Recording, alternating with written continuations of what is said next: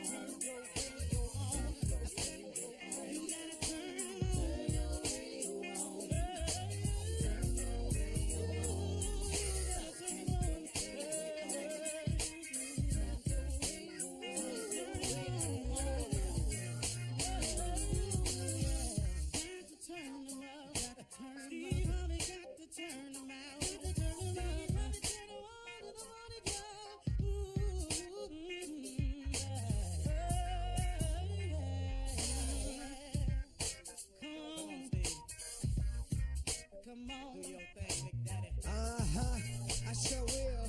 Good morning, everybody. Y'all listening to The Voice. Come on, dig me now. One and only Steve Harvey. I got a radio show.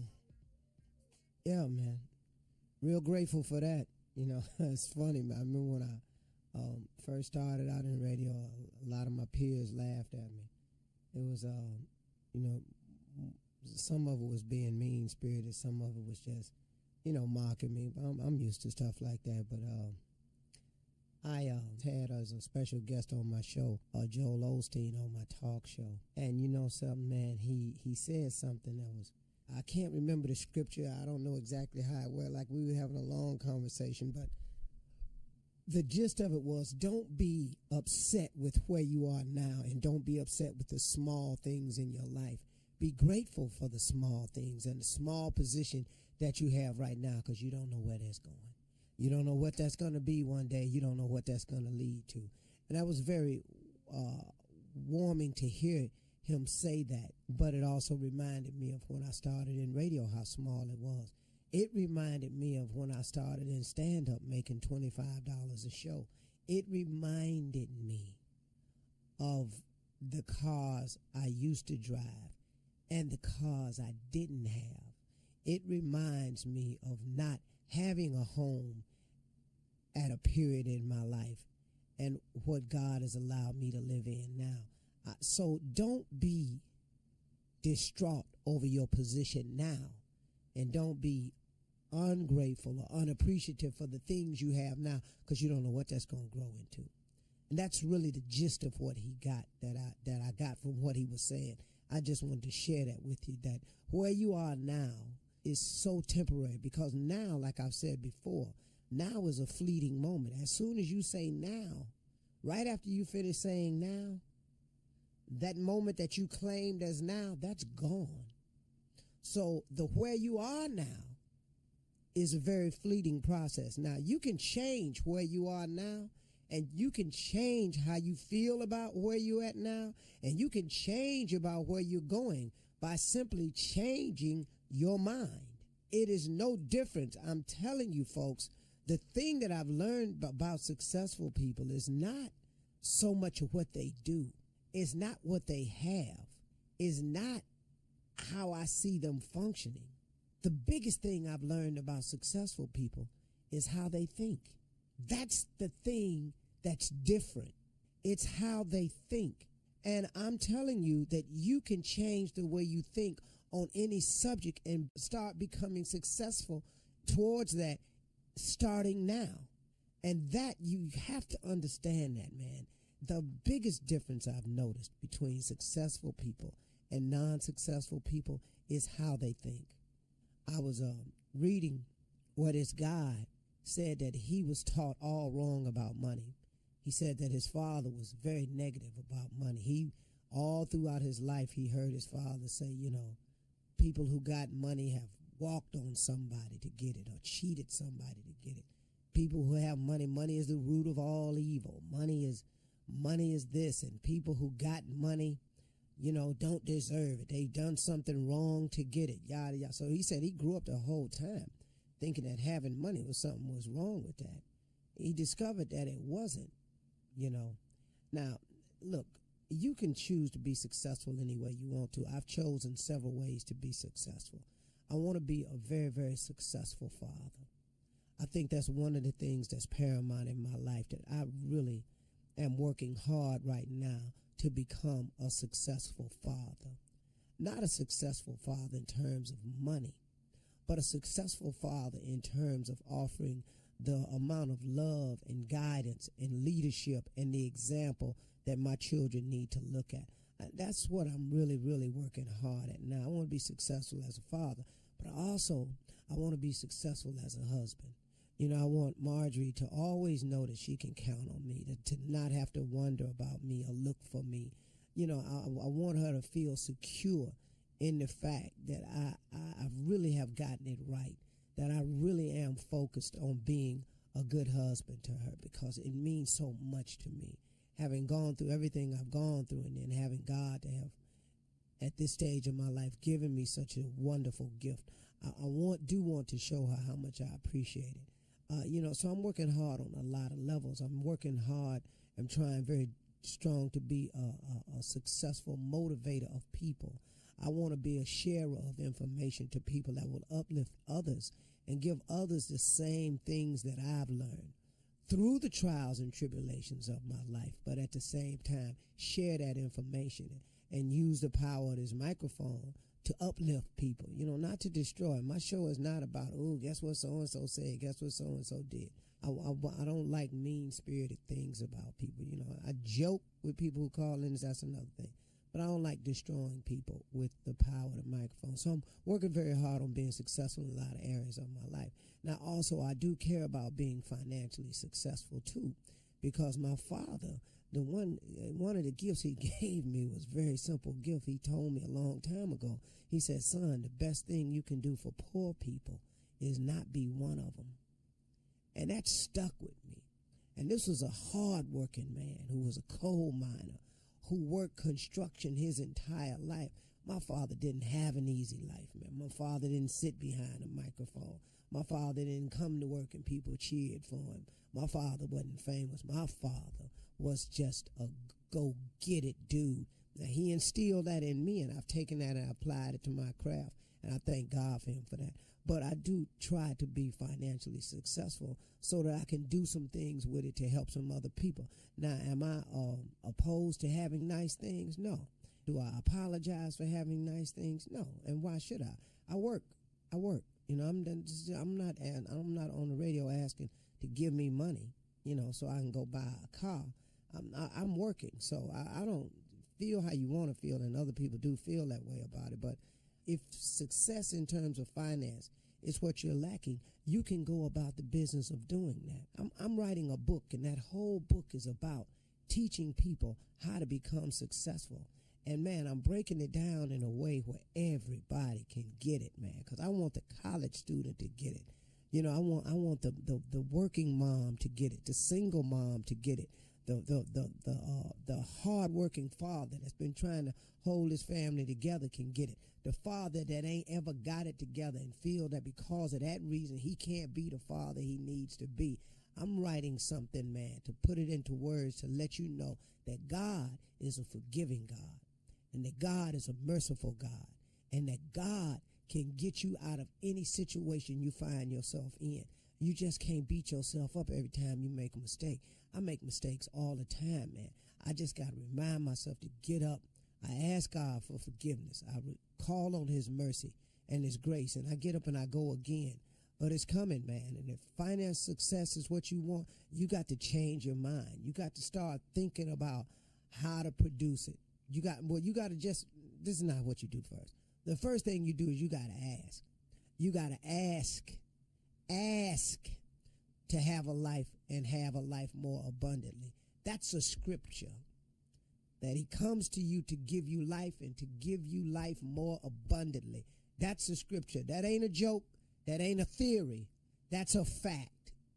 And the fact that if you don't have a life of abundance, you can get that by asking. Now follow the rest of it, but it starts by asking. Then it starts by believing. And the how-to, don't even worry about that. He takes care of that himself. He'll send the stuff your way. But you got to be willing to put some effort in this thing now. And you can do it. Okay, I know I was a little around the place today, but that's what it was. So, let's go get it. You're listening to the Steve Harvey Morning Show. Ladies and gentlemen, boys and girls, and everybody around the world, you are listening to the Steve Harvey Morning Show. Today's show is dedicated to people who like to smile. Okay. Yeah, if you like to smile, this show is dedicated to you. Grin with your bad self. Yeah. Kirk Franklin got a song out said, you look so much better when you smile. Yes. You got to smile, man. Ugly people look better when they smile. Yes, they do. Pretty people look prettier when they smile. The song is simple. You look so much better when you smile. Yeah. While you're going through, smile. So this is for everybody that likes to smile. I do like smiling. I like grinning. I like flat out laughing. Hollering. Yeah. And Tommy, I want to thank you, man, for giving me some holler-ass moments. Like what? Oh, he done done some good ones. Boy, when that fool said that if he win that lotto, that Powerball, he has got to find the way. What'd you say, Tommy?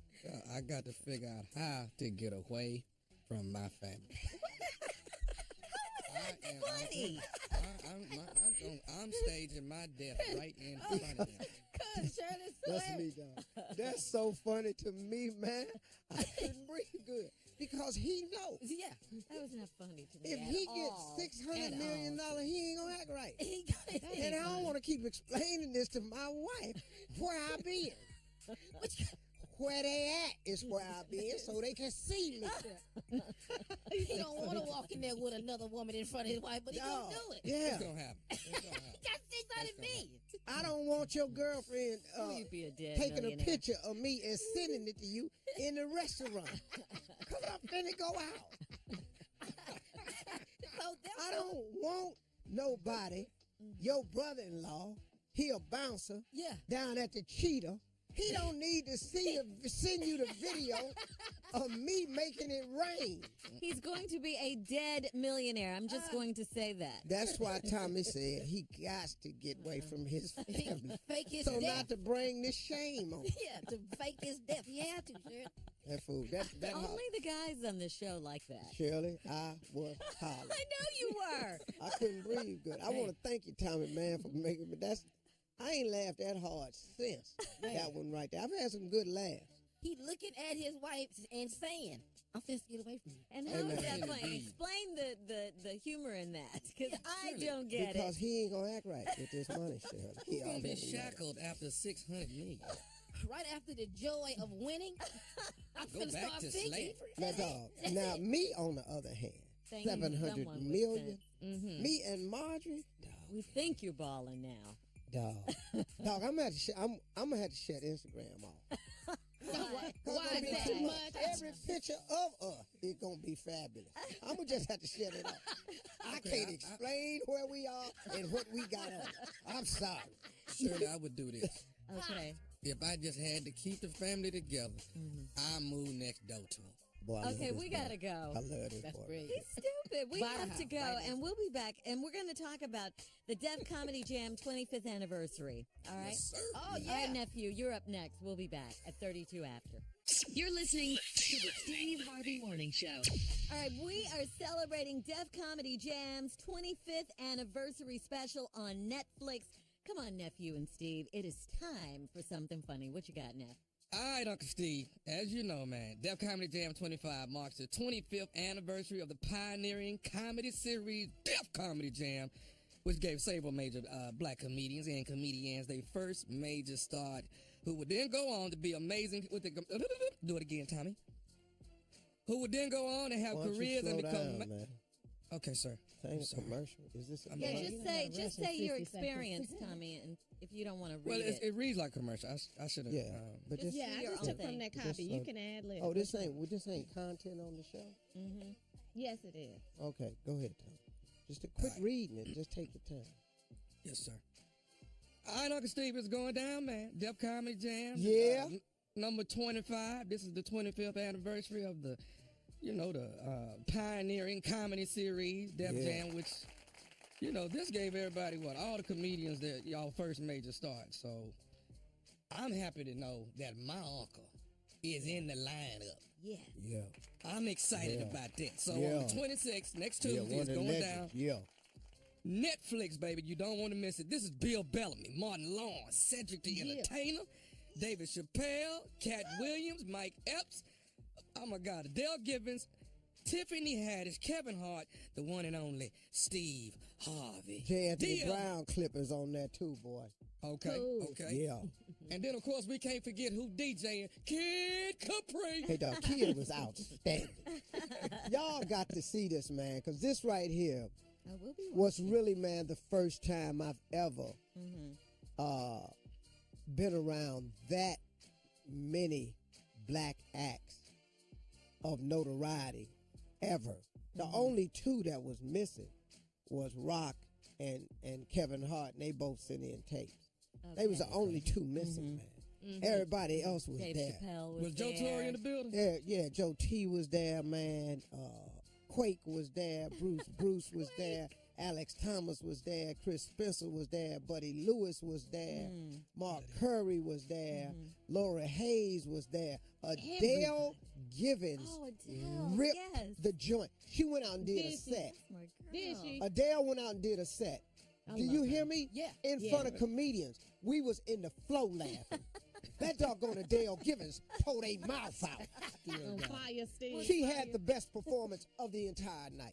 Really? Hands down. All right, Oh, this Adele. girl right here was all pro, man. Yeah. All pro. She walked out there and let them have it. Yeah, and other women. Cheryl was there, a very own Cheryl Underwood. Underwood, Issa Rae. Oh, yeah. Some more Look at didn't you make saying it, her though, name right? right. Go Some more ahead. didn't make it. Some more. No, some more didn't make it. Some footage for some more is there. Okay, good. Okay. Good. DL hold on. was there. Said was there. We paid tribute to Kings. Walked out and paid tribute to B Mac. All right. Oh, dog, it was bad. I can't wait to see Speaking it. of footage, do you remember this one right here? White people get drunk. So I'm going to tell you something white folks do that you never really knew about. Here's what white folks do. They get a bunch of them together and they get in a car. Then they drive to a bar and they go in there and they start drinking. Well, they leave that bar, they get in their car again and they drive to another bar. Now they get drunk in that bar, but they don't stop there. They get their drunk ass back in the car and they drive to another bar. Now they drunk as hell. Then they drive home and one of them throw up in the other one's car.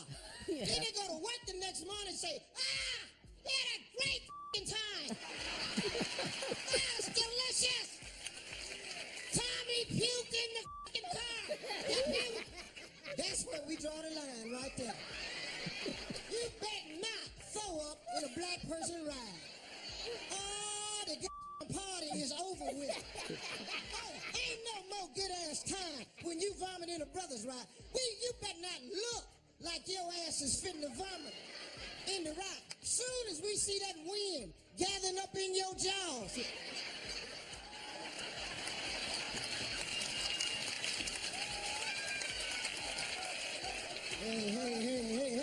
Hey, what you doing? What you doing? What you doing? What the f*** you doing? Don't you better not go. Don't you throw me in the Get the f*** out. Get your ass out the car.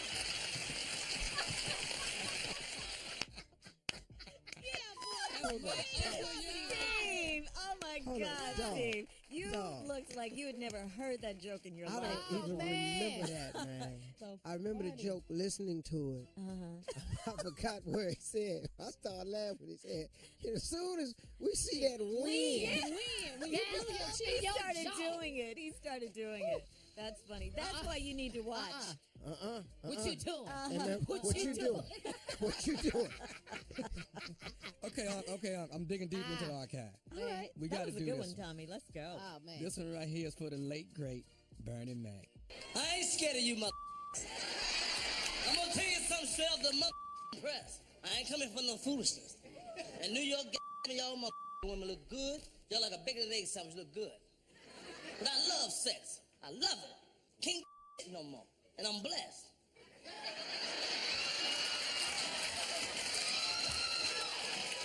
I'm big boned. I'm heavy structured. I'm hung low. If I pull my out, this whole room get dark. Kick it! You don't understand. I ain't scared of you, mother. I love sex, man. I love it by the pound. I be glad when they put that shit in cans. Can you imagine sex in cans? Mother be shoplifting and shit.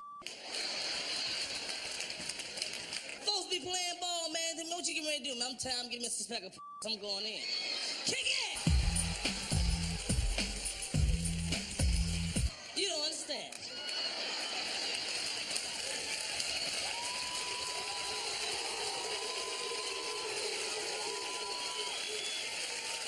I ain't scared of you, mother. We can't wait. This Tuesday, September 26th. Don't miss Def Comedy Jam 25 special on Netflix. My uncle is in the building. Coming up next, the nephew back again with Run That Prank Back. You're listening to the Steve Harvey Morning Show.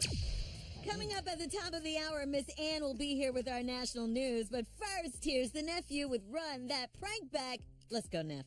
Surrogate mother. Surrogate. Because sometimes you got to loan out you, yourself. man. Damn. Sometimes you got to loan out yourself. Surrogate mother. Do that. Do it for the team. Shut up for the team. I cannot. Have a baby for the team. What?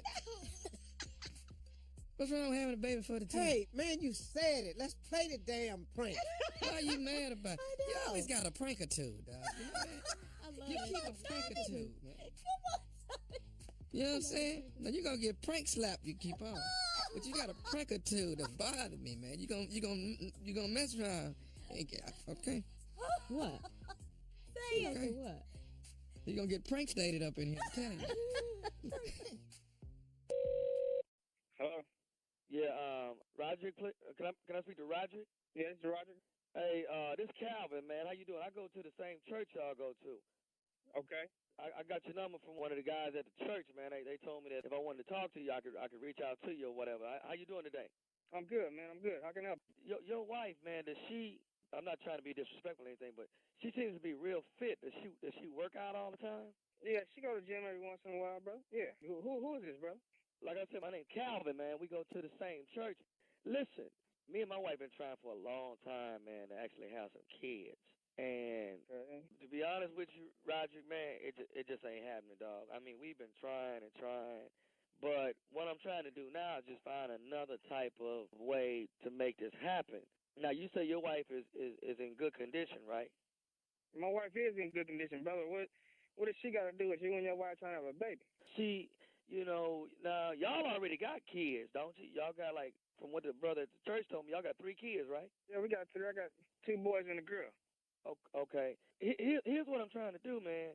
I was hoping that I could find somebody, a female, that would be a good surrogate mother. A what? You know, what I'm saying is, like, because my wife, I mean, we want to have kids, man. We want to have a family. Hold on, brother. You just said you looking for a surrogate mother, and the brother at church told you to call me? Well, no. Ain't nobody tell me to actually call you. I asked them about you and your wife. I asked them for your phone number so I could actually call you myself, man. Wait a minute. So you've been eyeing my wife? No. I ain't been. See, you looking at it wrong. Listen, what I was saying is that your wife just seems like a healthy person. I want to be able to have a healthy child, man. I really do, man. Me and my wife, we. Listen, you called me about my wife, and you want her to be a surrogate mother for you. I don't even know why we on the phone, brother. Here's the real deal, man. Me and my wife, we can't have kids. We tried and tried and tried. And, you know, biologically, we just been going through it, man. And I was just, you know, I seen your wife. She healthy. I see y'all at church all the time. And I was just, like, reaching out, man, maybe somebody wouldn't mind being the surrogate mother for me and my wife so we can have a child. I think you're a surrogate mother. Man, dog. Brother, hold on, brother. You calling me to see if my wife can be a surrogate mother to your child? Dog, and I know it's crazy. It's crazy as hell. You damn right. And I think you done lost your mind, brother. Out of all the members in the church, you calling me to get my wife to have your baby? Dog, I know it sounds crazy, man. I do. I know it sounds sounds crazy. But I just ignorant, brother. I'm sorry? You sound ignorant. Man, there's so many places to go adopt a baby. I can take you down to the county courthouse and show you kids need to adopt right now. But you can go to Africa like all the rest of them people and go find you a baby. You gonna call me and my wife? There's 20,000 members in this church. Do you know how stupid you sound, brother? No, brother. And man, listen, man. I'm not trying to come across like that, man. Well, how you trying to come across, brother? You done it. Just hear me out, man. I don't want you to. Man, go ahead, brother. Go ahead, man. Okay. We looking for a surrogate mother. We seen your wife and we thought she'd be a great surrogate mother. And I know it sounds crazy for me to pick you out of all the people that go to the church. I understand that, man. I do. But listen, we would love for your wife to be the surrogate mother, and we willing to pay for this. Man, this ain't about. But listen to me, if you don't mind, we don't want to do this with no test tubes and all that, where they mix my seed with her egg. We want to do this naturally. Wait, whoa. You got to repeat what you just said, man. You got to understand, a real man want to do it realistically. You know what I'm saying? I'm just saying. Brother, hold up, brother. Are you telling me that you want to have sex with my wife? But I mean, you want to have me lose all my Christianity right now, brother. You want to have a baby the real way, though. You know what I'm saying? I don't give a damn having the fake way. You telling me you want to lay down in a bed with my wife? But dog, you already got 3 kids. Think about the people that can't have them, man. Go adopt a baby, man. Take your down there and go adopt a damn baby. You didn't go see a damn psychiatrist. Bro, I don't want to have your baby. Do you know what you sound like? Are you crazy? I know it sounds crazy, man. I do.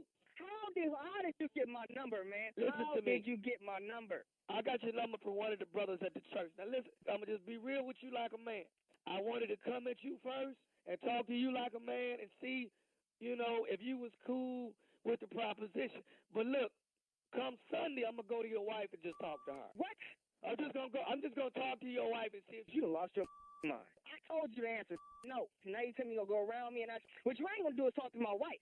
You man, call I'm my telling wife. you right now. I'm talking to your wife. You call my Sunday, wife. Okay? I'm gonna tell you what's really gonna happen. I'm talking to your wife next Sunday. I'm not gonna sit and go through this with you back and forth. I'm talking to her next Sunday. Next Sunday, I'm gonna whoop your. You ain't gonna do nothing to me. I'm gonna whoop yo.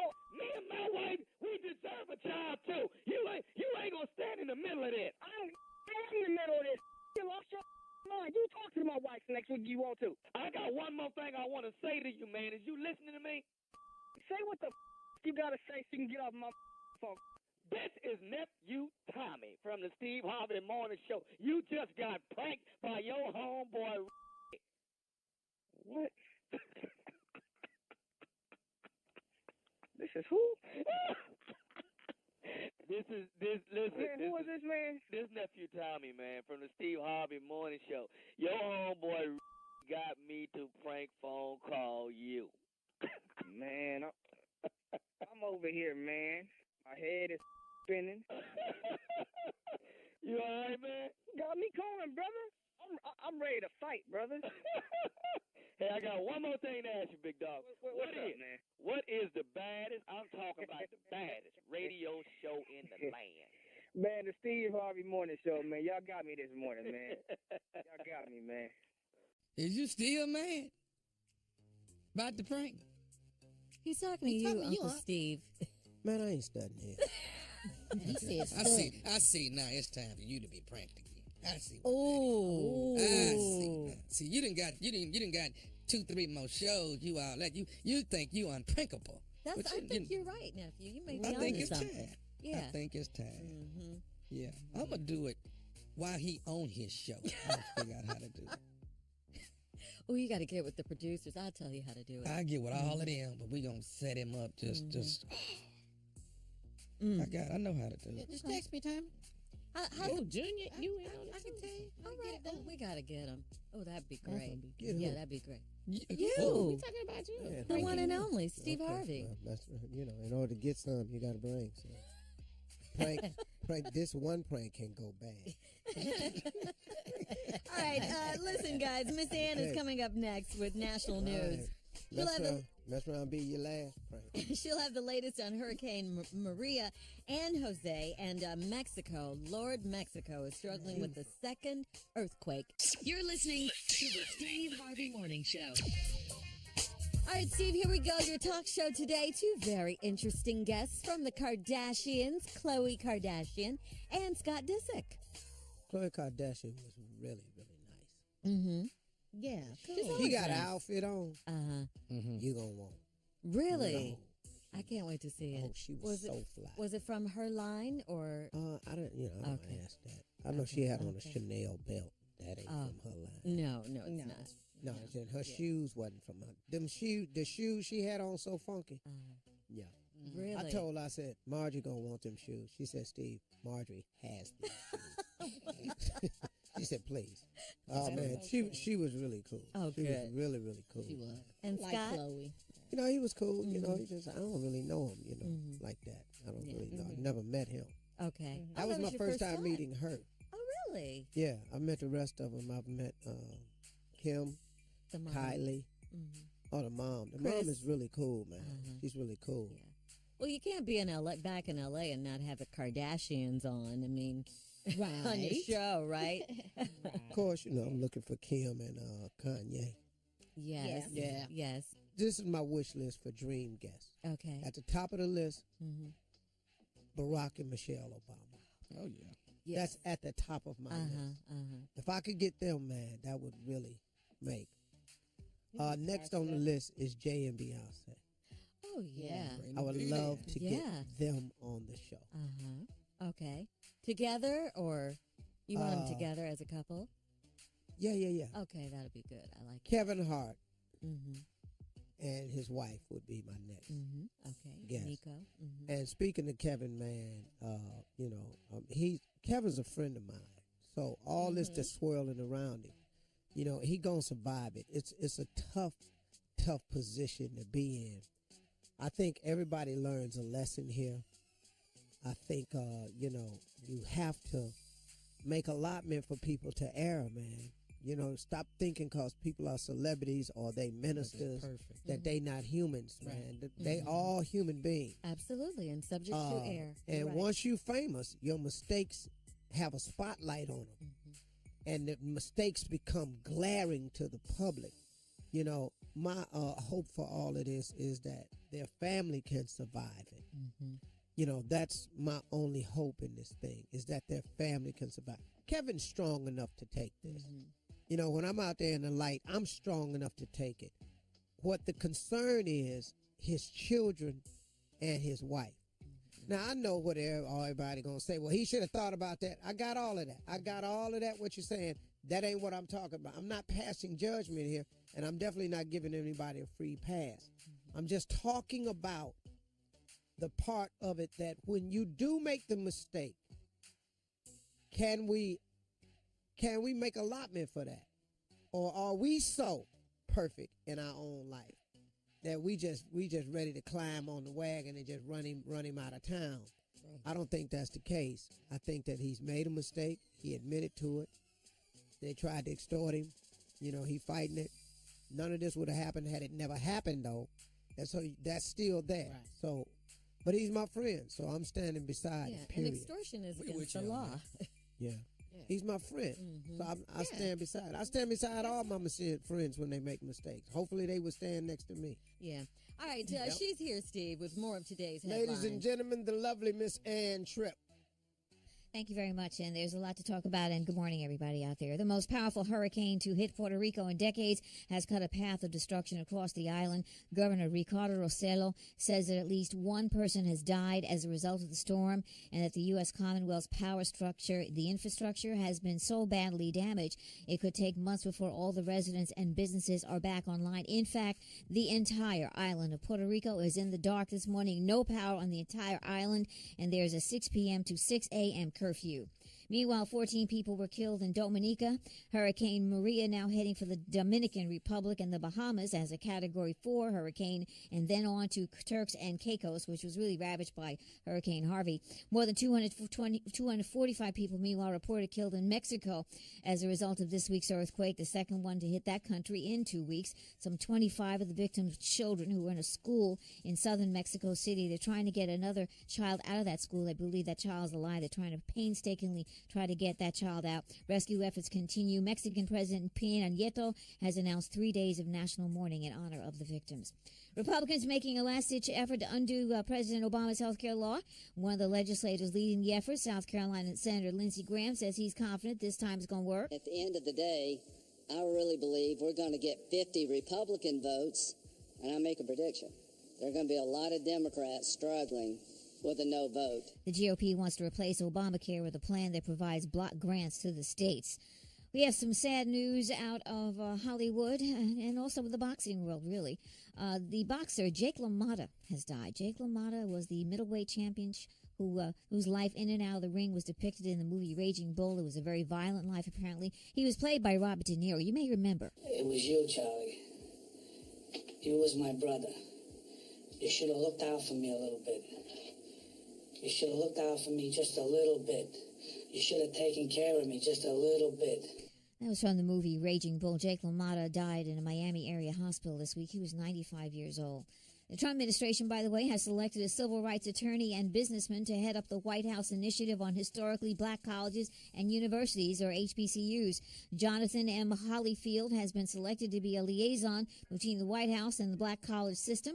Hollyfield is best known for his views on economic development and opportunity. However, President Trump's budget offers little to no financial relief for HBCUs who've been struggling, and Trump has even questioned the federal funding earmarked for construction projects on historically black institutions because he says they benefit schools on the basis of race. Well, today is Miniature Golf Day, Day of Peace, and also World Gratitude Day. Yes, thank you for everything. Eugene the Butterfly, 20 minutes after the hour. Stay tuned to the Steve Harvey Morning Show. You're listening to the Steve Harvey Morning Show. All right, Steve, please introduce Eugene the Butterfly. And do it nicely like you did yesterday. That was good. He was happy with that. Ladies and gentlemen, put your hands together for Junior. Ladies and gentlemen, put your hands together for the butterfly. It is that time. Wow. That was good. That was good. That's I the last liked it. time I'm doing that. I don't want to do that no more. I like No, that. it's good. It's fine. I really was just introducing you. I wouldn't really. No, I'm talking about him. I don't really want to do that. No, I thought it was great. You guys were both good. Go ahead, Butterfly. Good energy and everything. Yeah, great. It Come on, was good Butterfly. energy, but to come back at the end and then not like it, that's not good. Because you're going to use it against me. That's why. I'm not Do going to use it. you know the butterfly? Cause I do. That's a jam, man. It is a jam. All right, it's your time. Go ahead, Butterfly. Hurry up. Okay. Before they cut in again. Do you know the butterfly? Cause I do. Very That was good, guys. Yeah, Very, no, very Butterfly, good. let's I'm go. loving Let's it. hurry up. And So here's what's going on. Today is, it's Eugene National Deodorant Day. And do you feel fresh just that? No, I'm sorry. Do you know the butterfly? Cause I do. Okay, so it's National Deodorant, Eugene's National Deodorant Day. I was going to go around and ask people the different types of deodorant they use. why? As long as we use it. That's what matters. But, you want to know what kind your coworkers are. You Okay, you well, wanna what know kind different you things. use? Mitchum. Oh, you use Mitch. No, Mitchum. Oh, I'm sorry. What kind do you use, Mr. Harvey? I like Tussie. I do too. Oh, it's Tussie. It's Got my Tussie. ass whooped Yeah. for that one time. Shirley and Carla. I got my ass whooped doing a commercial in my bathroom when I was a little boy because I had a TV show and had seen them go to commercial break. This show was brought to you by. So I was in the bathroom. I was doing the show. And I looked down on the top of the commode, and my mama's Tussie was on there. So Tussie. I was doing the commercial with no shirt on. I was a skinny ass little boy. And I was in there. I like Tussie. I like Tussie. And I was doing the Tussie commercial. My mama came in and heard me, but my mama couldn't hear good. So she thought I was using the P word. Yeah. She took that water bottle down off the back of that door. I didn't see it. All I heard was whoosh. She just lashed me with that hose that was on the back of the door. I smelled vinegar. I didn't know what was happening to me. I was getting my ass whooped. All because I was doing what I thought was a legitimate commercial. We gotta go. We'll be back. You're listening to the Steve Harvey Morning Show. Okay, what, Steve? Hey, we back. Okay. Well, we back. I Yeah. didn't give Eugene time to do his segment because I was doing something greater than his segment. A bit. Tussie commercial. Yeah, I was doing it's a Tussie commercial, but at the time I didn't know it was Tussie. I thought it was Tussie because I only knew one of the words. Yeah. And it had it For right. deodorant. Yeah, so it was deodorant. So it was pronounced Tussie, but when I was a little boy, I didn't know. I thought it was Tussie. Yeah. And I was doing my commercial for my TV show. How old were you? And, about 9. About 9, I was doing it. Put some Tussie right here. Put some Tussie right there.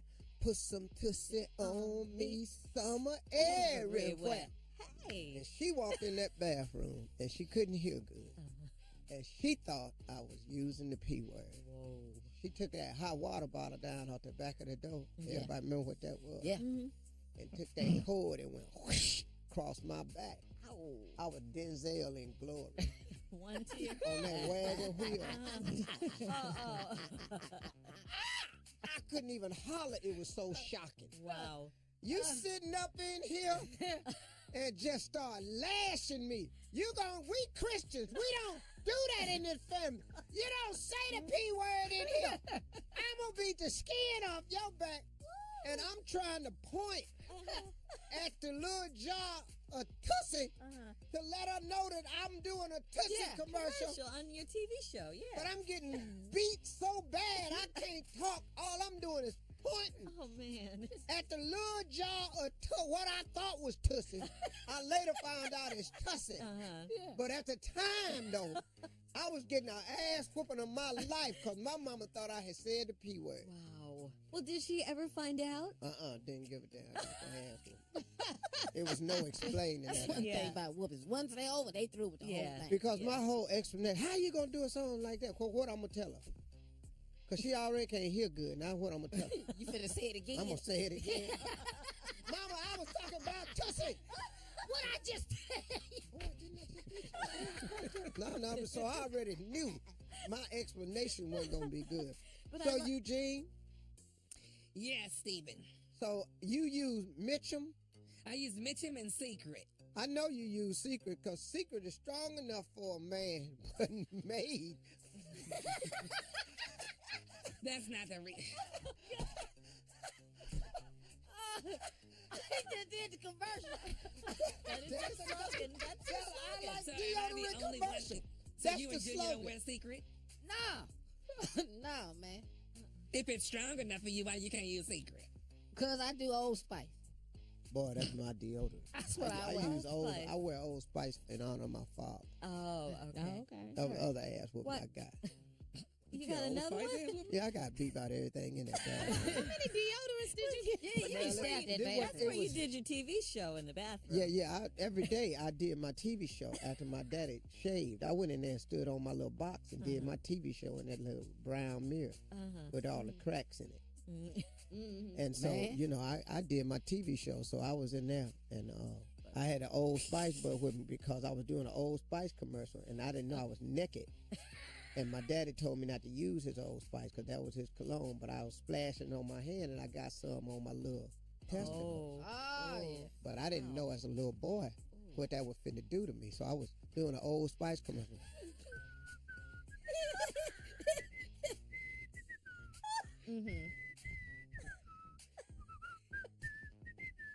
I was doing the Old Spice commercial, and then I noticed that my little hummers was humming, and they was starting to catch on fire. And then after about 3 minutes, they was on fully aflame. Whoa. Yeah. And I'm holding them, looking at them with more Old Spice on my hands.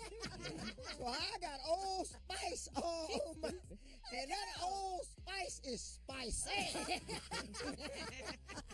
And that's when I started singing the song. Chestnuts roasting on an open fire. Christmas Jack song. Frost nipping at your nose. And so that was another beat I've had a down. lot of traumatic times in the bathroom. We'll be back. Oh, Don't forget. deodorant, though. Yes. Deodorant and Old Spice. I got whipped about everything, and I tell you, tidy bowl ass woman. I tell you one time, too. We will be back. You're listening to the Steve Harvey Morning Show. All right, coming up at the top of the hour, right about 4 minutes after, don't forget today's Strawberry Letter is on tap. But first, the nephew in the building with a prank phone call. Caller? Yes, Tommy. Oak Treeosity. Bring it. Oak Treeosity. I'm finna get married. Come on. Hello? Hello, I'm trying to reach Marvin, please. Yeah, this is Marvin speaking. Marvin, hi. I'm calling you from Doc's office. I'm actually the lab technician, and you came in and got a physical, I guess, about a couple weeks ago. Yeah. Okay, and from my understanding, this is for your occupation, correct? Yeah. Okay, you're in what do you do for a living when you're a Oh, yeah, I'm a truck driver. Okay. Now, I was giving you a call about, I'm here looking at your records and all the testings that you actually went through. Wow. Let's see. Have you had any activity or any problems around your navel area? Nah, everything been fine. Okay. Everything all right, huh? Yeah, everything's fine, but I mean, you haven't had any type of nothing, no breakout or anything around your navel or whatsoever? Nah, man, the second time you asked me about my navel. Nah, everything going straight, man. Okay. I'm trying to see what's going on, man. What's happening? Okay, actually, you've been diagnosed with oak treositis. And oak treositis is actually a fungus that comes out of South America. And you have no activity whatsoever around your navel? Nah, man, quit asking me the same thing, man. Oak treositis. It's oak treositis, sir. And what you say that? What that is actually you're if you haven't had it yet, you say you haven't had any activity, there's going to be like a small little tree that's going to be growing from your navel. And it gets about 6 inches long, and it probably bears probably about 25 to 30 leaves on it, but it's very small. Whoa, run that back by me. You say a tree going to be growing out my navel. It's going to be a small tree, and what's going to happen is I'm going to have to get you to come back in probably in the next month. We're going to need you to come in so we can check it out, but it's got to grow its fullest potential before we can actually do anything to it. Nah, I can't come in no month. I got to come in today, man. Somebody got to tell me what's going on, man. Get this problem resolved, man, because I'm finna get married, man. Well, we can't. It has to grow its fullest potential, sir. And the full term is actually like about 4 weeks before we can actually. Man, I'm not waiting for no 4 weeks, man. Somebody got to come tell me something right now, man. I ain't finna go married, man, and have to fly out of town, man, and have something growing out my navel, man. Y'all going crazy, man. Sir, oak treositis is something that's very rare. We were actually getting this assignment from overseas in South America on how to treat this. Man, I don't give a damn. Where is it, man? Somebody gonna have to come give me some help right now, man. I'm finna get ready to get married, man. I'm not finna be putting up with it, man. Somebody in this office, man, got to come down here and do something for me, man.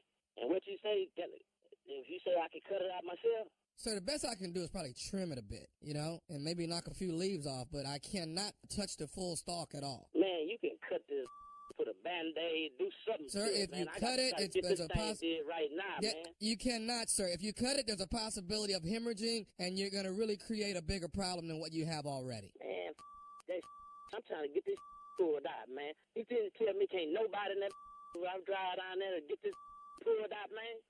I'm finna get married in 2 weeks, man. We finna fly to Jamaica and can't now.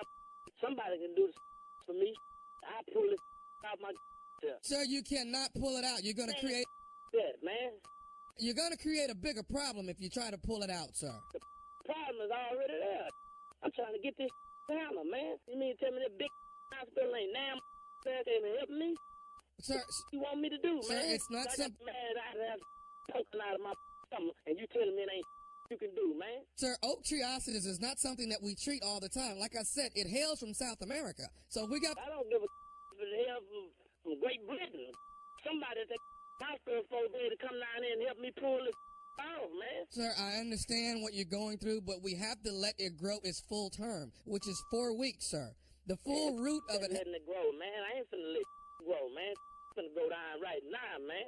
Y'all gonna have to do something, man. Sir, there's nothing we can do. We can probably trim it a little bit. The trim, get some chainsaw and cut this, man. Do something. Sir, there's nothing we can do at this point but sit back and wait and let it grow its full term, okay? Can we get I'm not doing no waiting, man. Somebody finna help me right now, man. Sir, can we get an appointment for you in the next 4 to 5 weeks? Can we do that? No, you gotta get an appointment for me today. I'm finna get married, man. I'm finna fly to Jamaica. Man, I can't have no sticking out of me. I can't even sit at the airport, man. You gonna embarrass me like that, man? Have sticking out my neighbor.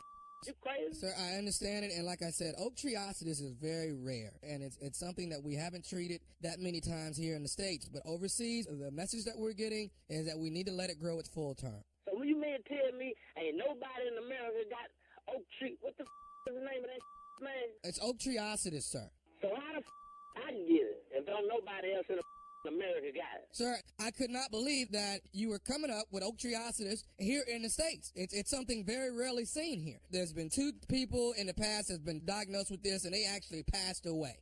So now you telling me some done died, and you gonna tell me 3 weeks? Man, I'm coming down there today, man. Somebody finna do something for me, Sir, man. there's nothing that we can do today until 4 to 5 weeks. Man, I gotta go get married. I'm flying to Jamaica, man. Did you hear what I just said, man? I'm hearing what you're saying, but I can't do anything if you don't see the tree already coming out of the navel yet. Cut the off. Somebody got to do something down now. Damn, what you want me to do, man? I don't know what I want you to do, sir, but I have one more thing I can tell you. Yeah, well, what you got to say, man? Are you listening? I'm listening to you, man. This is Nephew Tommy from the Steve Harvey Morning Show. You just got pranked by your boy Earl. Man, you gotta be kidding me, man. Damn, man, tell that man, I'm gonna kick that out my way, man. Man, you too, Nephew Tommy, man. Y'all be going crazy as hell, man. I'm looking all of my damn neighbors thinking the tree finna grow out this, man. I'm on the air, man. No, you ain't on the air right now. Man, I'm already nervous. Finna get married in 2 weeks. Crazy, man. Hey, man, I got one more thing to ask you, Marvin, man. What is the baddest, I'm talking about the baddest radio show in the land? Steve Harvey Morning Show. If you're listening, your ass is out the way. Yeah, you out of there. There it is, Carla. That's dedicated to you right there, girl. Thank you, nephew. I appreciate it. Y'all can cut it. Girl, your ass is out the way. All right, nephew. Thank you as always. Okay, Steve, you were going to tell us about the Tidy Bowl commercial. Oh Lord! In the bathroom again, doing a TV I've been show. beat about everything in there. So I was flushing the toilet, right? And our toilet water was blue. And, you know, I was just a little boy, so I decided to open up the lid to see why this water blue. And that dye was all over my hand. And then my mama said, Steve, get out that bathroom. So my hands was wet. So I grabbed the towel and wiped my hands off. Now it's blue. Yeah. All over the towel. Wow. So she go in the bathroom. All I heard was, who? Why these towels? Where's my good towels? Oh, not the good ones. Yeah, we had our name, family initial on that. She had just got them. Oh, God, Steve. And I had blue all over this towel. She came out there and said, Little Stevie? Did you wipe your hands on them good towels? Yeah. And I said, You lied right there. You lied. did I lie? I could tell by the tone this an ass. Yeah, I just wiped my hands on them towels. I got to lie. Somebody else had to. She said, hold your hands out. I held my hands out. It was blue all under my nails and everything. Wow. Yeah. She said, boy, and you just lied to me? You done put that blue all over them good towels? Yeah. I just bought them towels Saturday. Oh. I tell you what, tell your daddy when he come home that you didn't do that to them towels. Oh. Cause Slick like them towels. I'll be damned. He likes This when did my black ass daddy start Like liking a towels? I ain't never heard him mention a damn. I know he like watermelon with pepper on it, but I did not have no idea his ass even cared about no damn towel in the bathroom. We will be back. Oh, I got my ass. In about an hour, Toni Braxton will be our special guest to tell us about her new single, Deadwood, from her forthcoming 8th studio album, Sex and Cigarettes. We'll be right back. You're listening to the Steve Harvey Morning Show. All right, coming up next, today's crazy strawberry letter. You do not want to miss it. And in about an hour, a little less than an hour, the legend herself, Toni Braxton, will be a special guest in the studio with us. Toni Braxton. She has a brand new single. It's called Deadwood. Who coming in? Toni Braxton. She'll be here. You keep your composure. Get your mind right. Oh, okay. I do that. Yeah. All right. But first, let's talk about this. President Donald Trump has a lot on his plate. I mean, he's talking to the UN for his first ever speech. On Tuesday, he spoke there about possibly going to war, destroying North Korea. But once all that was over, then he set his sights on another one of his enemies, Sunday's Emmy Awards. What? Did I just say that? What? Yeah. Trump tweeted late Tuesday evening about how saddened he was about how bad the ratings were. He went on to describe the ratings for the show that aired on CBS as the worst ever, but it turns out that's not true. Although the ratings weren't stellar, they were slightly better than last year. Last year, the show had a record low of 11.3 million viewers. This year, the show, hosted by Trump nemesis Stephen Colbert, pulled in 11.4 million viewers Sunday night. Trump was down. Yeah. Trump was a frequent target during the broadcast. The president should have more important things on his mind than the Emmys and the ratings, you would think. But Trump is obsessed with ratings and crowd size. I don't know if you guys saw this, but his former press secretary, Sean Spicer, appeared in a cameo. This was a gag about the show's audience, playing off his infamous post-inauguration press conference. You know, talking about how many people were at the inauguration. He made up that that story Crowd about size. the crowd size there. So, I mean, really, you would think he's the president, most powerful man in the world. He would have, a lot more to talk about than just the Emmys on Sunday night. It's just unbelievable. Yeah, it is. It is. It's just unbelievable. Yeah, that's really petty. It's really petty. But only reason he's mad at the Emmys was because Saturday Night Live was up for so many awards because of their political presence. Alec Baldwin won one because of it. That's what the whole problem is. You can't be mad at all the damn Emmys. Right. Come on, man. Right. Come on, man. Right, because before he was president, when he was on Apprentice and Celebrity Apprentice, he wanted an Emmy. If he'd have said, look, congratulations to all the Emmy winners, continued success, that would have been presidential, even though we would still be wondering why you're watching them. Yes. Man, I could stop. If you had to go out and just tell everybody something you knew was bull crap every day. Every day? Yeah. I'm finna go out here and lie to these people again. And these are intelligent people. Yes. The press is some pretty smart people. Right. And when you piss them off, they really smart. Oh, okay. Oh, we fake news? I bet this ain't fake. Facts.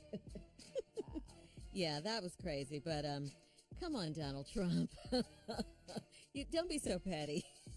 No, those days are over. No, I don't. No. I don't. I just thought I'd throw it out there. No, this is it. He doing his thing. He's committed to it. Oh, he is. We can stop being shocked, I think.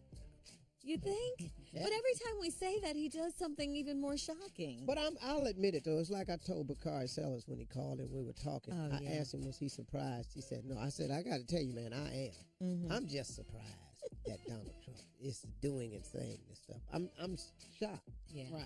Come on, nephew. Let's get to this letter, please. Buckle up. Hold on tight. We got it for you. Strawberry letter. Here we go with this one. Subject, my woman plays text games.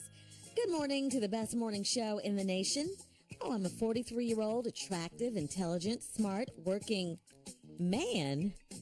Okay. Who loves his woman and daughter very much. I just knew it was going to be a woman there. A smart working man who loves his woman and daughter very much. My woman is an attractive 42-year-old who I never could get to believe in me 100%. But I love her anyway. I have not cheated on my woman. I do not drink, and I treat my woman as good as she will let me. We decided that it was time to take our relationship to the next level. So we agreed to live together, moving toward marriage. A few days ago, I received a text message from a woman who said she met me at a workshop I was a part of in New York City. The woman said she was attracted to me and wanted to know if I still had a girlfriend. I responded no, because I have a woman, not a girlfriend. This statement made me wonder if my woman was playing text games with me. I quickly concluded in my mind that this was not possible because my woman is mature and would not do this. Boy, was I wrong. Then she asked if she could call me at 6:00 p.m. I said, sure you can. This is where the texting stopped. Later that evening, I was speaking to my woman, and she started asking me questions about, do you flirt when you are out, etc. My answer was yes, but flirting does not turn into sex. I then knew the woman who texted me was my so-called woman. She quickly admitted that she was the one texting me and that I was going to do something with this woman because I admitted that I did not have a girlfriend. I told the truth. I thought I had a woman. Well, I was wrong because only my girlfriend would play a text game with me instead of asking me a question face to face. After explaining that I was not cheating but curious, she then hung up the phone. Was this entrapment? If she does not trust me, why didn't she just leave me alone? Just looking for feedback. Sincerely, good man looking for a woman who does not play text games. You know what, dear good man, it does sound like your woman has trust issues with you. It sounds like she is a little immature. And, but you cannot tell a woman that you were curious about another woman. You just can't do that as a man. That doesn't do anything to ease her already suspicious mind. And I say you've got issues too, because if you were completely happy with your woman, what were you curious about anyway? And I do agree the texting stuff was tricky, and all that. She was trying to trap you. And I think you guys need to talk about this and work it out before you decide to get married, because I guarantee you it will only get worse in the marriage. 12 minutes after, we'll be back. Some cold cracking going on in this one, Steve? This is a real cold crack letter. It's the undercurrent. This is cold crack. I thought you would say listening that. to the Steve Harvey Morning Show. But right now, come on, Steve, let's go with part 2 of today's Strawberry Letter. Good morning to the best morning show in the nation. I'm a 43-year-old, attractive, intelligent, smart, working man who loves his woman and daughter very much. My woman is an attractive 42-year-old who I never could get to believe in me 100%, but I love her anyway. I have not cheated on my woman. I do not drink, and I treat my woman as good as she will let me. First of all, dog, let's go and quit playing with each other. You done wrote me. I'm an adult male, full grown. He's an attractive male. You 43. Come on, man. You wrote the letter to the wrong person. You know good and well as a man, you cannot write a letter of any kind, and I do not know what the underlining meaning is. So now, brother, I hope you was ready for the truth, because that's what I'm going to tell you. Because your letter is not full of the truth. First of all, I question any man who starts their letter off with, I am a 43-year-old, attractive, intelligent, smart, working man. Right there. If that don't have woman wrote all over it, that's it. I'm a 43-year-old, attractive, intelligent, smart, working man. Okay, dog. Already I know that you want something else. His woman, and loves his woman and daughter very much. My woman is attractive, 42-year-old, who I could, now here's the line where the letter starts telling the story, 42-year-old who I could never get to believe in me 100%. When a man starts a letter like this, he's setting you up to justify an action he's about to commit. Because he got a woman that he never could get to believe in him 100%. So then I question the rest of the next statement then. But I love her anyway. I've not cheated on my woman. I do not drink. And here's another trick line. I do not drink, and I treat my woman as good as she will let me. That means there's a hole somewhere. Right. There's a void that he ain't filling for some reason, and he wants us to let us know up top. It's because she doesn't believe in him 100%. Right. So the brother's setting us up for what he about to do. Then, after all of this, don't believe in you 100%, we decided it was time to take our relationship to the next level. So we agreed to live together moving towards marriage. For what? You done got and found you a woman who's attractive but don't believe in you 100%. You moving towards marriage with what? Not 100%? Oh, come on, dog. A few days ago, here's what. I received a text from a woman who said she met me at a workshop in New York City. The woman said she was attracted to me and wanted to know if I still had a girlfriend. Now, here's the whole letter. I responded no. See, that's all he put. Then he thought to himself. He didn't put this in the text. He thought to himself, because I have a woman, not a girlfriend. He didn't text that to the girl.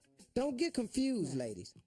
All she said was, do you have a girlfriend? Right. He responded, no, because I have a woman, not a girlfriend. See, he didn't tell the girl, no, I don't have a girlfriend. I have a woman. He just told the girl no. Right. Then he played it in his mind. I agree with because I have a woman, not a girlfriend. So you got to understand how dudes is. This statement made me wonder if the woman was playing text game with me. I concluded in my mind it couldn't be possible because my woman is mature and would not do this. Boy, was I wrong.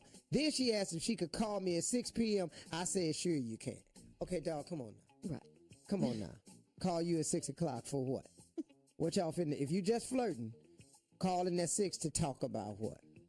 All right, Steve, thank you so much. You know we got to get out of here. Join me today live, 1:30 p.m. Eastern Time, for the Strawberry Letter Live After Show on Facebook. Thank you. Now, we're going to talk about the Strawberry Letter today and everything, but right now we're going to introduce our girl from the talk, please. Ladies and gentlemen, Cheryl under the wood. Cheryl. Cheryl, I don't mind being under the wood, Junior, because people need wood with the hurricanes and the earthquake. We praying for the Mexican people in their country, praying for the Japanese people. Just everything is happening. We praying for everybody. But let me tell you who we really need to talk about. Who, Cheryl? That daggone President Trump need to learn how to read a damn teleprompter. I'm just we're not just saying that. Yes. To the left and the right. Steve, he read with his mouth open. Swear to God, look like he read. Man, he be looking so trouble. Yeah. Listen. They need to get him some hooked on fun. Remember highlights? Get him one of them highlight books or something. Get him hooked up. Boy, the president read out loud like Lonnie Cotton. Lonnie Cotton, boy, when it was time for him to read out loud, everybody in the circle, man, would just lock arms because we finna fall out each chair. Well, let me tell you something. Wait a minute. I'm going to try to get all the scoop when I get to the Congressional Black Caucus. I'll be at the Queen City Brunch as the special guest of Congresswoman Alma Adams of North Carolina. Right, we working together with HBCUs, but I'm trying to find all the dirt. Do Omarosa still have a job over at the White House? Yeah, so I'm going to be running up on people. You know, Cedric Richmond, the brother from Louisiana, is the chair of the Congressional Black Caucus, and he's trying to get youth summer jobs and more money for public service. But I'm going to try to reclaim some time with Maxine Waters and find out the real dirt that's going. Do y'all think Omarosa still got a job? Y'all think she do? Well, everybody else getting fired, so why not? Why she would.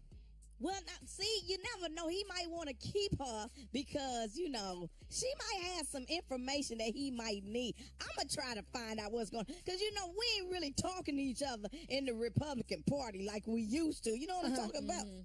But you know where I will be going? I'm going to be going to Indianapolis, try to get that information out of there because I got to go to the Circle City Classic Parade, brothers and sisters. I'll be with my sorors of Iota Zeta chapter. You know, one of my sorority sisters is the president of the Indiana Black Expo. So who would know more about black people in Indiana than my sorority sister, Tanya Bell? But I'm going to be in the parade. I'm going to be in the parade, Shirley's. All right, I hope girl. I can pin my wig down. I'm going to be in the parade in Indianapolis. Cheryl. And I'm going to be at the comedy show with Inez J and Bill Bevins. Now, you know Inez J going to fall out, Tommy. He going to climb over thing, hunch his pants up, Go do and a fall cartwheel out. now. That's for sure. Yes. Yes, Lord. Yes, Lord. But I bet he know how to read a teleprompter, though. I know. All right, Steve Harvey. Thank you, Cheryl. You know we love you. Up next, Tony Braxton will be our special guest. We'll be right back. Get it together, Junior. You're listening to the Steve Harvey Morning Show. Hey, everybody. As promised, our special guest is multi-platinum Grammy award-winning singer, starred on Broadway, headlined her own show out in Vegas, man. She's got a new album coming out soon, and her debut single is called Deadwood. It's climbing the charts, and she's going to be joining us right now to tell us about a new single and highly anticipated new album. We're going to find out what's been going on with her life and everything. Ladies and gentlemen, the one and only, the fabulous, the voice, Tony Braxton. Yes. Welcome, girl. Thank you, Junior. Junior, say it again. You know what? You can't believe it, Junior. You're sitting right next to her, And Junior. she's sitting next to you. Yeah, in person.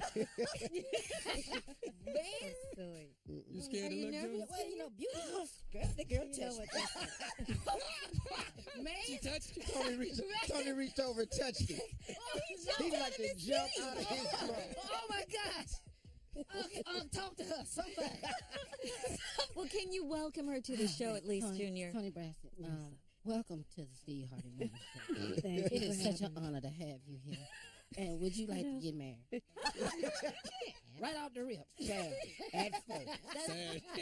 That's his voice when he's speaking in his low tones, Tony. That's bass. Oh, for that's Junior. what it is. That's Yeah, I'm bass. at max right now. Tony, how you been? I'm good. Man. Good to see you. You too. You look beautiful. Thank you. I appreciate it. Always got herself together. You know Always. What I'm saying? Always. Got the little tabs on. I see a lot of women with that now. Got the little tabs on the pants. Yeah. Cheryl, you got some tabs on your pants. I today, do. Too, though. Yeah, I do. You know how expensive it is to look this show up? You know, Speak how on much it, Tony it Braxton. costs to buy some stuff that's already told. You know?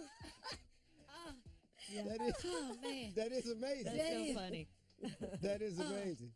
Girl, you've been doing it. You right now, you in the studio, you putting the finishing touches on your 8th solo album. Tell us about the new music. Did you say 8th? 8th. Wow. Telling my age a little bit. Wow. But just your talent and, your status in the business, your longevity. Amazing. I'm very blessed. Yeah. I'm excited. This is my 8th LP. You can't say LP anymore. I was can going you? to say, You know what? That's crazy. Nobody says that anymore. You're right. Working on your 8th album. Uh-huh. Yeah. That's big. What do you say now? You can't say album. It's crazy. It Music, changed. My yeah. 8th streaming. Yeah. Streaming, I don't know. Yeah, what do you say? Digital My recording. son came out of the basement down in storage.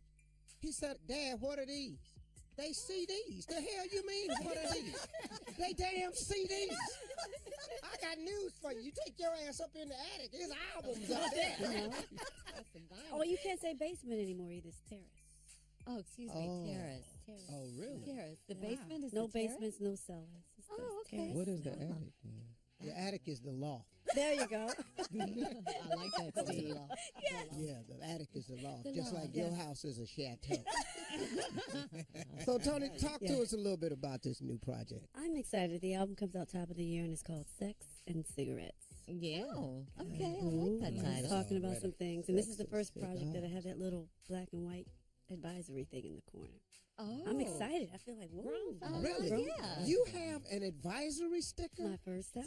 Wow. Are you really? I've been a virgin. Stay focused, Right Steve now. Harvey. Nothing, Stay nothing focused. ratchet or nothing like that. Just some language. Some things I'm saying a few curse words. Some things you have to say the H word. Some things you have to say the F word. Nothing else fits. Oh, okay. But it's not like, itch better have my money, which I love that song. Yeah. But it's not, Yeah, like that's that. not what you're doing. Yeah. Okay. I'm not allowed to say that, so. That's why I said itch better have my money. Itch ain't got my money. I just got to take my ass home. It's still bad. Itch might sue me, and then Itch have all of my money. Nothing has changed, Tony. Yeah. I see. We're still the same show. I see. It's how do you feel about the project? Because if you're doing something like this, you got to have put some different thought into it. What was your thinking on this project? This project, I was comfortable with it being an adult. I know this sounds crazy. In the past, I was comfortable having my heart broken and singing about it, but now I'm like, I can talk about the issues and say, there's a song on the album called FOH. Oh, yeah. Y'all know what that means, right? Sometimes you gotta say FOH, you gotta say it. And so I'm saying it on this album. Why am I trying to figure out what Okay, Steve, you didn't know what that meant? No, hell no. You I saw got me it. checking. Yeah. I'm gonna write it out for you. We got you. Okay, no, let her write it out. You've Right been out saying it. Right there. Oh, yeah, you know Right there. what to say. You've been saying it. Here, Tony. How do you I've say, been saying it. what do you think this letter means? Oh, I know what that means. Out of here. Here. You told me too. You don't tweet a lot, huh? You don't text a lot. You don't No, I don't. FOH. I'm going. That's not your home association For thing. hoe. For hoe. Yes, for hoe. There you go. Four. That's how I say four. Yes, it is. How many you got? We got four. Yeah. I'm looking for 3 more. Oh, okay. So we got that on the album. Yes, you don't want to be here at FOH. Oh, if you don't want to be here. Right. Okay. So that's similar to that's God. like Fantasia's song. What she said? If you don't want me, don't talk to me. Yeah. Free yourself. Free yourself. Yes. So since we've moved up to the advisory sticker, Yeah. you ain't got to free yourself. You just gonna get the Yes. take your monkey ass, Pretty much. get in your blankety blank car and drive your ass on out of here. Oh boy, I need me an album. Yeah. I can start doing albums right now. Hey, before we talk about the single on right here, I talked to you about Vegas. Yeah. How was that for you? Because Good. you have to be a major star to do a show in Vegas. You can't come out there and ain't got no damn hits. Yeah, very good. That's It's hard, crazy. but I loved it. I love everything about it. I get to talk to the people. They were really close. But I have to tell you more about that later. We can talk. Okay, cool. We're going to come back right after this. We got more with Toni Braxton. Y'all Toni stick around. Braxton. She's got a new project coming out. She's a legend, y'all. Yeah. FOH. You know what? You're listening to the Steve Harvey Morning Show. All right, we are here with the one and only, the legend. She is Toni Braxton. She blessed us today with her presence. She is a brand Live new. in the studio. Yeah, she's. Thank you, Lord. Yes, she's a brand new. What are we saying? It is now. It's not CD, not album, this is not what we do. LP. A new Brand new stream. music. New stream. A Brand new music. stream. Yeah, new stream. Now, when it comes Live in out, the what we're going to stream. do is we're going to put the Steve Harvey touch on it. And I'm going to send everybody to Apple at the same time and run it to #1. We've done that 4 times Oh, on yeah. this show. Yeah. We've ran 4 albums to the top of the charts that day. Because we have loyal people. See, these people that listen to this show, they still buy albums. Yeah. Yeah, I got a lot That's of the baby truth. boomers listening to me. Uh-huh. Somebody send TT down there and get the CD. TT got a cast ass down there. Get it. But this is going to be good. The lead single is Deadwood. It's quickly climbing the I charts. love it. Thank you. It's interesting. Tell us about this. The name of the song, Deadwood. Yeah, do you know what Deadwood is? We just got FOA, baby. Okay, I guys. just got- yeah, Okay, remember you were a Deadwood. kid and you used to see like this piece of wood. It was just there, just dead. Yeah. It was Oh, sitting yeah, there. yeah, You yeah, were kicking that. about. You didn't Okay. care about it. Yeah. It's still Oh, another Deadwood. sad love Yeah, song. I got but you. Deadwood. But that's your specialty, though. Yeah, You kinda. give women a chance to Vent. get it out. To vent. Yes. Yeah. Yeah, I like And this in one that for now. voice, You didn't in this project. You didn't. Did you go pop or anything like that? Or you? I just did what I love. There's a song on there called "Sex and Cigarettes." Like you come home, you come into the bed smelling like sex and cigarettes. Why are you here? That's why we call the album "Sex and Cigarettes." Oh, okay. You come Girls, in here you know what smelling I'm like talking about. sex and Yes, cigarettes. What? Yes. Okay. Or sex and cigar. You know, but I can't sing that. Yeah, you can't say weed. Right. Yeah, you coming in this, you smelling like anything other than me. You heard? Yeah, Yes. that's what they don't like. You heard? But felt good about that. Did that sound authentic? Yeah. Yes, Oh, I it did did. say that. You heard and you did. You did. That was good. Yeah, Yeah, absolutely. Sound good. Yeah, I haven't mastered none of that yet. I'm still. I was talking to somebody the other day and I said, "You dig?" And that little boy looked at me and said, "Excuse me." No, that's coming back. Yeah, you dig is You definitely dig is the coming word back. now. It is. You dig is the word. It's coming back. You dig. That's cool because I kept it. It never heard left. it on some show. You dig. You dig. What's happening? That little boy was me. But Tony, this Deadwood single, the new single, it's classic Tony Braxton. Yeah, classic. I mean, really, I love the song. I just heard it yesterday. Did you? And it's really good. It's classic Tony Braxton. You're in great voice. I absolutely love your voice. You know I'm one of your biggest fans. Thank you for that. Well, we're going to play it too. But that's a good thing for your fan base because they don't want you to not be Tony Braxton. Yeah, it's important. That would crush them, Yeah. And so many people, they go and try to do what's new and hot, and that ain't what. No, but as an artist, you always feel like you have to try it. Right. You never know. Yeah. You try it, Yourself. but that's not for me. Even though I love hip hop, Yeah. that's not. Yeah. my thing. But we still appreciate singers. They're Absolutely. dying, man. Yeah. And you just go, wait a minute, man. Is anybody gonna just sing a great song? Oh yeah. You know? My favorite rapper is Drake. You guys know that. But my kids like, no, my Drake's a singer. Yes, he is. What you say? And thus why?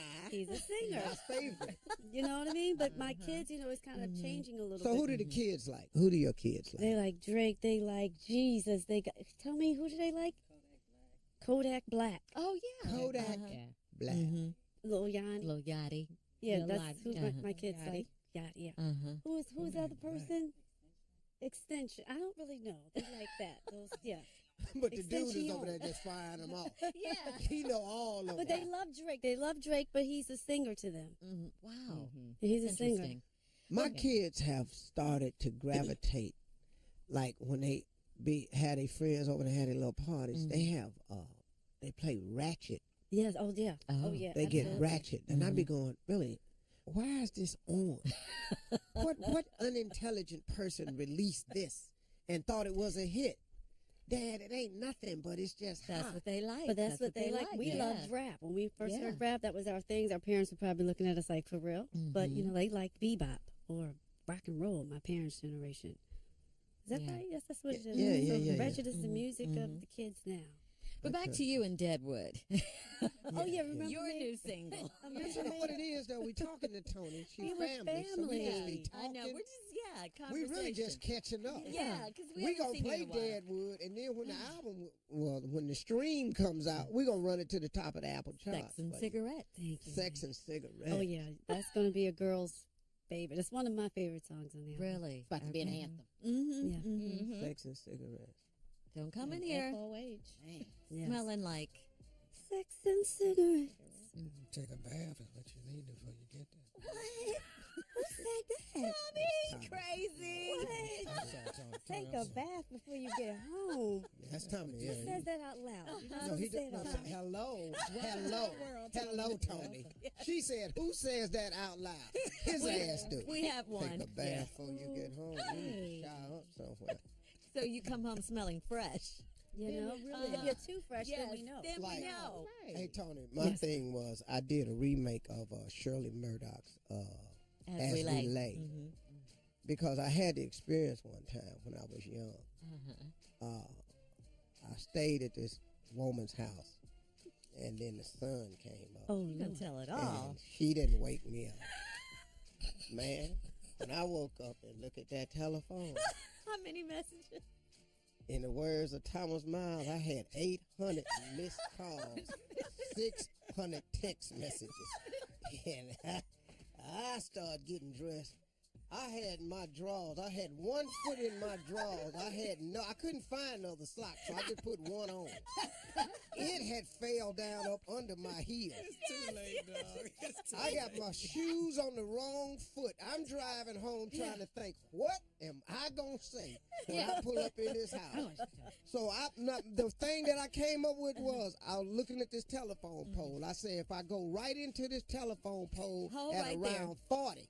Hold right there. We got to come back. We got to take a break. Tell me off the air. Tell me what happened. We'll have more with Tony Braxton when we come back.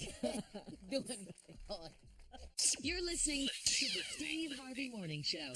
All right, here we are, back with Tony Braxton. So, Tony, our you special seem guest like today. really interested in this story. So what happened was... I was at this girl's house long time ago. Long time ago. This was way when I was in my prior years of ignorance. And she didn't wake me up. Hell no. I said, why ain't you waking me up? You was sleeping so good. So cute. You was heifer. You know, good and hell well I ain't supposed to be over here. Yeah. So I get in the car. Now I got my shoes on the wrong foot. I only got my drawers on one leg. My pants is damn near inside out. The pockets is on the outside. This how fast I was. I couldn't find my tie. I sold insurance back in that day. I couldn't find my tie, so I just left it. I got glitter and lipstick all over.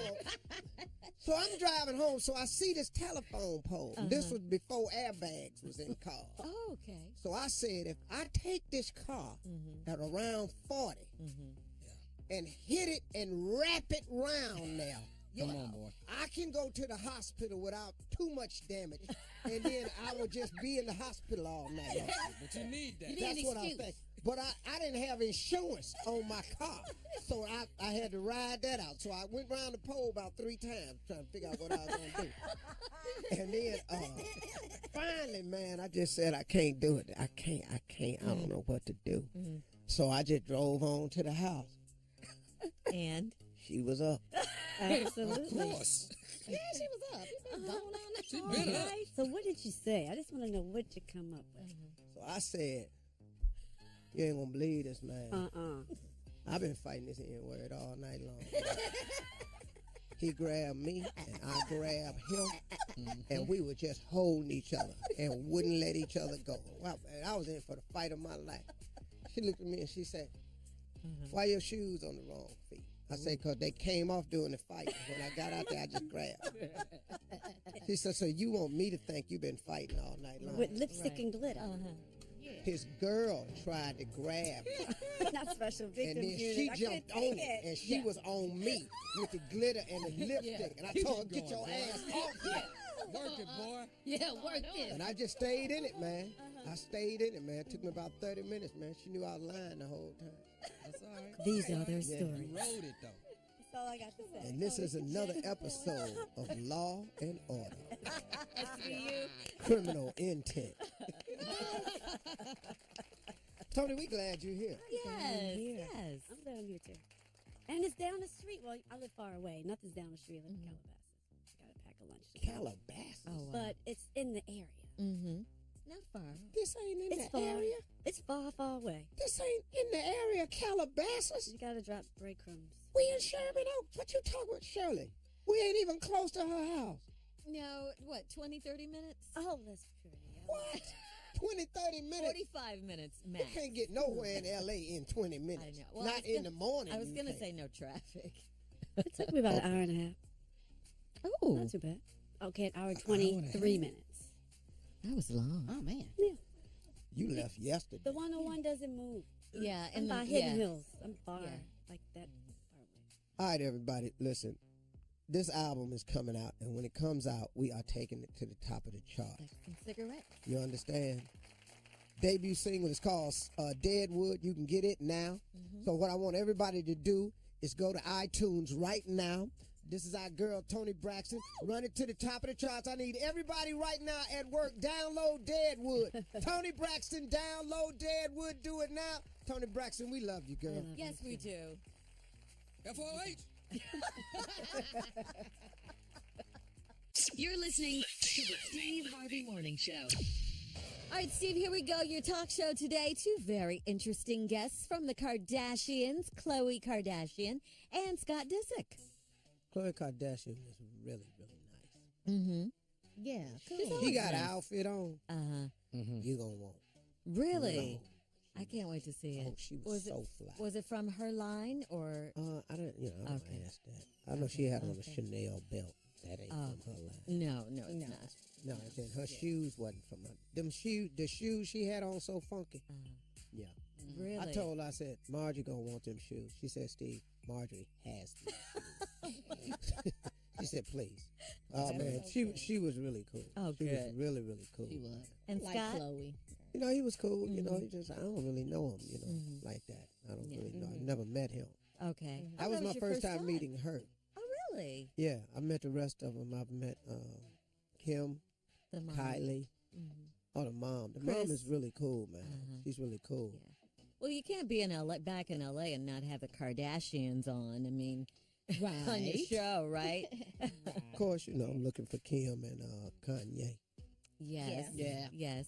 This is my wish list for dream guests. Okay. At the top of the list, Barack and Michelle Obama. Oh, yeah. That's at the top of my list. If I could get them, man, that would really make. Next on the list is Jay and Beyonce. Oh, yeah. I would love to get them on the show. Okay. Together, or you want them together as a couple? Yeah. Okay, that'll be good. I like Kevin Hart it. and his wife would be my next. Okay. guest. Nico. And speaking of Kevin, man, Kevin's a friend of mine. So all this that's swirling around him, he gonna survive it. It's a tough position to be in. I think everybody learns a lesson here. I think you have to make allotment for people to err, man.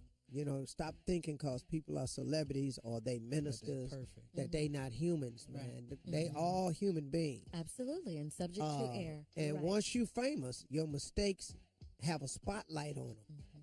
And the mistakes become glaring to the public. My hope for all of this is that their family can survive it. That's my only hope in this thing, is that their family can survive. Kevin's strong enough to take this. When I'm out there in the light, I'm strong enough to take it. What the concern is, his children and his wife. Now, I know what everybody going to say. Well, he should have thought about that. I got all of that. What you're saying, that ain't what I'm talking about. I'm not passing judgment here, and I'm definitely not giving anybody a free pass. I'm just talking about the part of it that when you do make the mistake, can we make allotment for that? Or are we so perfect in our own life that we just ready to climb on the wagon and just run him out of town? I don't think that's the case. I think that he's made a mistake. He admitted to it. They tried to extort him. He fighting it. None of this would have happened had it never happened, though. And so that's still there. Right. So, but he's my friend, so I'm standing beside him, and extortion is against the law. Yeah. He's my friend. So I stand beside. I stand beside all my friends when they make mistakes. Hopefully they will stand next to me. All right. Thank you, Steve. We'll be back with just one more thing to close out the show. You're listening to the Steve Harvey Morning Show. All right, here we are back with just one more thing as we close out the show. Interesting day, huh? Tony was a great guest. Huh? Yeah. You all right, Junior? No, I really love it. He was devastated. Yes, he was. I really love He really was. Tommy, you were mumbling something or looking. Last break? Yeah, last break when Steve was talking. What's your take on this whole thing? With Kevin? Just your life. Yeah. Just. Oh, because I don't pass judgment on nobody. I just look at other people and things they going through, and I figure out what I got to do. I got to have a side piece meeting. I would quit my side piece when I got this news. Jesus. When I got the news, I quit my side. I said, listen, you see this here? We can't have this here. Look at this here. This could be an epidemic with side pieces get to tripping like that. We can't have that. We got to sit down and have a side piece meeting. No, you understand? A call to order. It's a definite call to order. We have got to sit Meeting down of the and have minds. this conversation. Wow. How do you open a meeting like that? I mean, what's the first thing you say? I don't even. Don't do what the hell we just got through seeing. First thing first. Right out the back. Tommy. Huh? Please help him. Listen, man. This is a horrible situation. What I want, because I've known Kevin for years. Mm-hmm. He's a great guy. He really But is. let me tell y'all something. Good people make bad mistakes. Every day. Good people make bad decisions all the time. Every day. I think I'm a good person. And you I have made some bad mistakes and some bad decisions. And this isn't the last bad decision he will make. Now, it will probably not be on this level or this same one. Sometimes, man, when you take the whipping, you get the lesson. Right. This is one of those things, man, where you got to go, man, y'all hang in there. And I'm really just wanting the family to survive it. You know, but when a man steps forward and goes and explains it to his kids, his wife, that's hard. That's hard. And it's true what he said. I mean, you as a celebrity have said this before, that he feels like he has a target on his back. And He's a so target for people. what becomes increasingly difficult is, like, you know, what a lot of celebrities I know talk about all the time. It's hard to be in the limelight. Now, the fact that you have a target on your back has to cause you to use even greater judgment. But I'm going to tell you something, too. You've got to be mindful of the people that's around you. Because you got to have people in your circle to say, hey, man, you getting ready to do what, dog? Yo, whoa, come here. Hold up, man. We finna go do what? No, man. I can go do that. You can let Nuck go do that. Junebug can go do that. You can't go do that, dog. We do that to you a lot, Steve. We pull you back. I'm gonna tell you something. I thank God for Boomerang. Okay. Because That's Boomerang has been a steady friend of mine in that regard. Because Boomerang has always, over the years, from Kings of Comedy all the way through, yo, dog, man. Hell, we going down there for? Yeah, no. You sound just like him, Tommy. No, we ain't going down there. That's really nice of you to say, though, Steve. I mean, because but he he did has have your been back. Yeah. a stabilizing force. Like, if he foresees something with all his knowledge and his life experiences, he'll go, yo, man, no, you ain't doing that. That's crazy. No, you can do something else. Boomerang's your real friend, though. Right. He really is. You know, man, but you can do something else, dog, but you ain't finna do that. And you got to have people around you at this level Absolutely. who have your best interests in heart, that will be a voice of reason for you. Because sometimes at this level, you don't see everything. You don't see it. Sometimes you just go, and sometimes, man, just in life, man, you just want to do what you want to do. Well, doing what you want to do, you can't no more. Because we live in these big, pretty prisons. That's what celebrity is, man. And this is what people don't get. For me, and I describe it this way, it's like living in a big, pretty prison. Oh, you get to go all these fabulous places, but you got to stay in a confined area, partner. You can't, you coming to the VIP party that we throwing for you? But see, that whole party not for you. You better get your ass in that corner behind them velvet ropes and stay there. Yeah. You can't go into that party. Yeah. That party not for you. Right. And even what's going on behind the velvet ropes, you got to have people back there on the other side of the ropes going, no, you can't do that in here. No, you can't take this picture in here. No, you can't hold him like that. Hey, y'all got to get out. Now, excuse me, ma'am, you got to put your top on. You got to get out. Yeah. See, This you is so got serious. to have this in your life, man. It's so serious because this is extortion and that's a crime, you know. Well, see, this is why I want you to help me with my book. How to do the wrong thing the right way. You know what I'm saying? That's a sale. One more time. How to do the wrong thing the right way. He's ignorant. He really, really is. Do you see it? This got to be New York bestseller right here. How to do the wrong thing the right way. Man, Wow. I'm too through with this fool here, man. Golly, that's all. She try to be all serious. Man, look. Because it's not how to do the right thing. Forget that. No, how That's to out do, of the 'cause window. Everybody know how to do right. How to do the wrong thing the right way. See, that way when I do something wrong, and if I do it the right way, you're not going to know about it. Man, this boy here's a genius. We can sell this, Uncle Steve. You're not finna mess my life up. Ladies and gentlemen, y'all have a great weekend, okay? Do the right thing. It's Thursday. Yeah. I don't care. Just have a great weekend. Y'all have a great weekend because my ass will be working. Y'all have a great weekend.